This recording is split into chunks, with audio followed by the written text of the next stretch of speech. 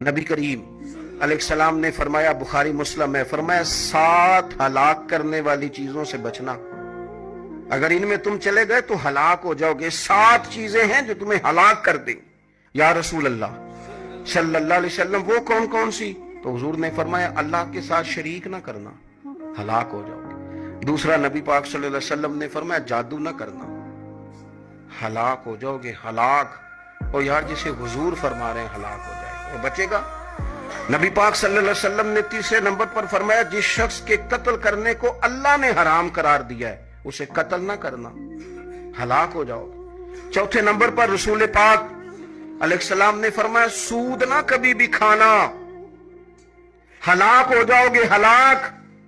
بڑی بڑی دلیلیں دی بینک والوں نے، بڑا سمجھایا تو آدھی صاحب مان گئے، محترم مان گئے، کہنے لگے نہیں جی نہیں، وہ کاروبار میں لگاتے ہیں۔ بڑے بھولے والے ہیں ہم، پتہ سارا ہے۔ اور دیکھو سب کاموں کے باوجود مستقل بینکوں میں پیسے اس اکاؤنٹ میں رکھے ہوئے ہیں جہاں سے مستقل سود آتا ہے۔ حضور نے فرمایا نہ کرنا یہ کام۔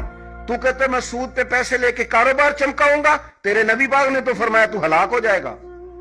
تو کہتا میں میل لگاؤں گا، حضور نے تو فرمایا ہلاکت ہے۔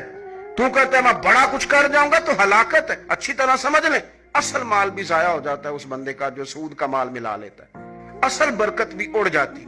اور میرے نبی پاک صلی اللہ علیہ وسلم نے 5ویں نمبر پہ فرمایا یتیم کا مال نہ کھانا، ہلاک ہو جاؤ گے۔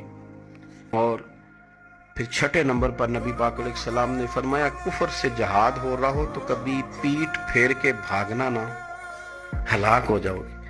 اور 7ویں نمبر پر اللہ کے رسول نے فرمایا بے قصور اور بے گناہ عورت پر تہمت نہ لگانا، بلا وجہ بہو کے کھاتے نہ کچھ ڈال دینا۔ یہ 7 وہ چیزیں ہیں جو ہلاک کر دیں گے۔